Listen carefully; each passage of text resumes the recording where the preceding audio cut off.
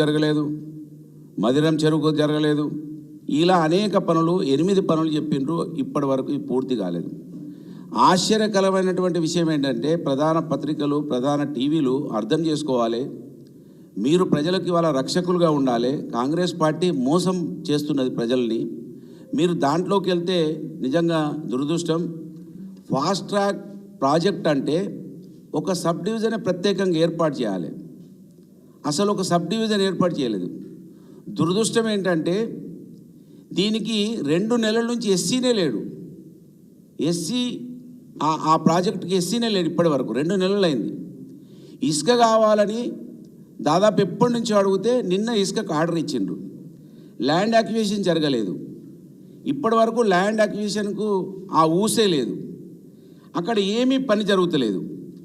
దీన్ని ఆ రోజు నేను ఎమ్మెల్యేగా ఉన్నప్పుడు పూర్తి ఫారెస్ట్ క్లియరెన్స్లు తీసుకొచ్చి ఇచ్చిన, ఎన్విరాన్మెంటల్ క్లియరెన్స్ తీసుకొచ్చి ఇచ్చినాం, సెంట్రల్ వాటర్ కమిషన్ నుంచి అన్ని పర్మిషన్లు తీసుకొచ్చి పెట్టినాం. కేసీఆర్ గారు 2వ టర్ములో పెద్ద కాళేశ్వరానికి మొదటి ప్రాధాన్యం ఇవ్వడం వలన ఇది కొంత వెనుక పడిపోయింది. నేను 2వసారి ఎమ్మెల్యేగా కూడా లేకపోవడం. ఇవాళ ఈ ప్రభుత్వం వచ్చినాక మంత్రిని ఎమ్మెల్యే ప్రజలను 5 సార్లు మోసం చేసి గెలిచిండు. 5 సార్లు మోసం చేసి గెలిచిండు. ఇదే మంత్రిని ఎమ్మెల్యే 420 హామీలు రాసిండు మేనిఫెస్టోలో. ఈ రాష్ట్రాన్ని మోసం చేయడానికి సిద్ధపడినటువంటి ఎమ్మెల్యేకు ఇవాళ ఇక్కడి నుంచి హైదరాబాద్ కేంద్రంగా సపోర్ట్ చేస్తూ ఉంటే అసలు ప్రజాస్వామ్యం ఎటుపోవాలి? ప్రజలకు తప్పుదో పట్టించేటువంటి పత్రికలు ఉండడం దురదృష్టకరం. నిజంగా 571 కోట్లు ఎవరు అడిగినరు? ఎవరిస్తా అన్నారు? ఒకవేళ ఇస్తా అంటే ఎందుకు ఇస్తారో పత్రికలు దాన్ని అన్వేషించి రాయాల్సినటువంటి పత్రికలు, టీవీలు గగ్గోలు పెడతా ఉన్నారు. ఇవాళ మంత్రిని ప్రాంతంలో 571 కోట్లు తీసుకొస్తా ఉంటే మంత్రిని ఎమ్మెల్యే సస్యశ్యామలం కాబోతుంది, అద్భుతం జరగబోతుంది అని ఈ విధంగా అక్కడ ప్రచారం జరుగుతున్నది. 571 కోట్లు ఎందుకు అవసరమవుతున్నాయి, ఏం డీవియేషన్స్ వచ్చినాయి అని ఇవాళ అన్వేషించాల్సినటువంటి పేపర్లు, టీవీలు దాన్ని అన్వేషించకుండా ఒక వ్యక్తికి ఇంత వారికి వత్తాసు పలకడం నిజంగా దురదృష్టకరం. ఇప్పటికైనా కూడా దీన్ని గమనించాలి. కాంగ్రెస్ పార్టీ వాళ్ళ ప్రతి దాన్ని భూతత్వంలో పెట్టి చూస్తుంది కదా. కాళేశ్వరం పిల్లర్ ఎట్లా కూలిపోయింది, దీంట్లో అవినీతి జరిగింది అంటున్నది కదా కాంగ్రెస్ ప్రభుత్వం.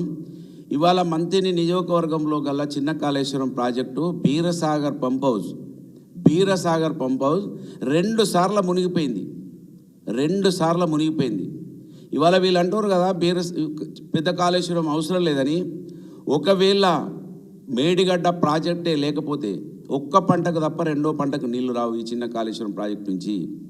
మేడిగడ్డ ప్రాజెక్టు, కాళేశ్వరం ప్రాజెక్టు ఉంటేనే ఇది 3 పంటలకు నీళ్ళు వచ్చే అవకాశం ఉన్నది. నిజంగా పెద్ద కాళేశ్వరం మంత్రి నియోజకవర్గానికి ఈ చిన్న కాళేశ్వరం అనుసంధానం అయితే అద్భుతం జరుగుతుంది. 25,000 ఎకరాలకి ఆ రోజు అనుకున్నారు. దీన్ని మేము 45,000 ఎకరాలకు ప్రతిపాదన చేసినాం. మేము వచ్చిన తర్వాత అనేక కార్యక్రమాలు మేము వచ్చిన తర్వాత చేసినాం.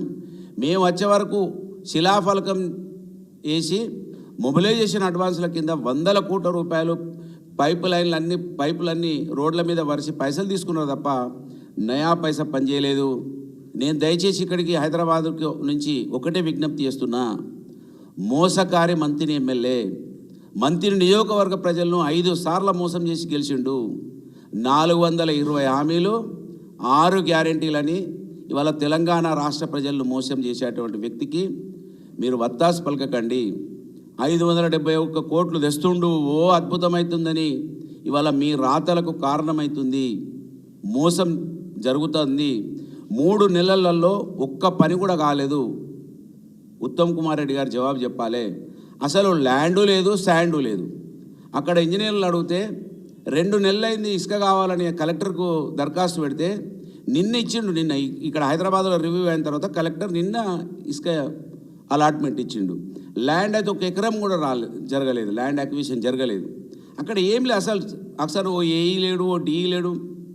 అంటే అన్ని వర్కులకు సంబంధించిన వాళ్ళు ఉన్నారు. ప్రత్యేకంగా ఫాస్ట్ ట్రాక్ ప్రాజెక్ట్ అంటే ప్రత్యేకంగా ఓ ఏఈ ఉండాలి, డిఈ ఉండాలి, ఈ ఉండాలి, సపరేట్ ఒక ఏజెన్సీ ఉండాలి. ఇవాళ ఎస్సీని వెళ్ళాడు, దానికి ఒక 2 నెలల నుంచి ఎస్సీని వెళ్ళాడు. ఇది ఫాస్ట్ ట్రాక్ అని చెప్పారు, మోసం చేస్తుండ్రు, దగా చేస్తున్నారు, పట్టించుకుంటలేరు. ఇంత పెద్ద స్థాయిలో ఉన్నటువంటి మంత్రిని ఎమ్మెల్యే 11 నెలలు అయిపోయింది, దాని మీద ఒక్క రివ్యూ లేదండి. అసలు నేను అడుగుతున్నా, ఇవాళ కనీసం ఆ సిఈ ఉంటాడు సుధాకర్ రెడ్డి గారు, సుధాకర్ రెడ్డి కూడా ఒక్కరోజు రివ్యూ పెట్టలేదు ఈ ఫాస్ట్ ట్రాక్ ప్రాజెక్టుకు. ఏంటిది అసలు? ఇంత మోసమా? మారుమూల ప్రాంతం హైదరాబాదుకు 300 కిలోమీటర్ల దూరంలో ఉన్నటువంటి ప్రజలకు మీరు వెలుగులను తీసుకురావాల్సినటువంటి పేపర్లు, టీవీలు వాళ్ళని ఇంకా చీకట్లో పెట్టడానికే మీ రాతలు ఉపయోగపడుతున్నాయి. దయచేసి మంత్రిని ఎమ్మెల్యే మోసకారికి అంటగా ఉండకండి, ఆయనకు వత్తాసు పలకకండి. ఇది ప్రజాస్వామ్యానికి గొడ్డలు పెట్టు. 4వ స్తంభంగా ఉండాల్సినటువంటి పేపర్లు, టీవీలు ప్రజల పక్షాన ఉండాలి. అధికార పార్టీ ఏది చెప్తే అది రాసుడు, ఏది చెప్తే అది మాట్లాడు, ఇది మంచి పద్ధతి కాదని నేను విజ్ఞప్తి చేస్తున్నా. 571 కోట్లు మంజూరు ఇస్తారని మీరు ఏదైతే రాసిర్రో, ఎందుకు ఇస్తారనేది మీరు వివరణ ఇవ్వాలి ప్రజలకు. ఇప్పటికే అసలు పేపర్లు, టీవీలు, పెద్ద పెద్ద పేపర్లు, టీవీలు ఇప్పటికీ చూడడానికే ఇష్టపడతలేరు. ఒక్కొక్క సందర్భంలో కొంతమందిని సోషల్ మీడియా వైపు పోతూ ఉన్నారు. ఈ విధంగా మరి రాతలు, ఈ విధంగా స్టేట్మెంట్లు ఉండద్దని నేను విజ్ఞప్తి చేస్తున్నా. చిన్న కాళేశ్వరం ఏదైతే ఫాస్ట్ ట్రాక్ అన్నారో, ప్రత్యేకమైనటువంటి ఒక ఏజెన్సీని పెట్టి మీరు పనులు చేయించాలి. మంత్రిని ఎమ్మెల్యే నీకు 5 సార్ల మంత్రిని నియోజకవర్గ ప్రజలు, అక్కడ ఉన్నటువంటి బీసీలు, ఎస్సీ, ఎస్టీలు ఎక్కువ సంఖ్యలో ఉన్నటువంటి ప్రజలు అవకాశం ఇస్తే వాళ్ళకు అన్నం పెట్టడానికి చిత్తశుద్ధి చూపించలేదని దానికి మీరే ఇచ్చిర్రు. 3 నెలల్లో ఈ ప్రాజెక్టును ఫాస్ట్ ట్రాక్లు చేస్తానన్నారు, చేయలేదు. దీనికి క్షమాపణ చెప్పాలి మంత్రి నియోజకవర్గ ప్రజలకి అని నేను డిమాండ్ చేస్తూ ఉన్నాను. దయచేసి పేపర్లు, టీవీలు కాంగ్రెస్ పార్టీ ఏది చెప్తుంది, ఈ ప్రభుత్వం ఏం చెప్తుంది రాయకుండా కట్టడి చేయాలని, మాలాంటి మారుమూల ప్రాంతాలకు వెలుగు రావాలంటే పత్రికలు ఈ ప్రభుత్వాల మెడలు వంచడానికి ముందుండాలని విజ్ఞప్తి చేస్తూ ఉన్నాను. ధన్యవాదాలు.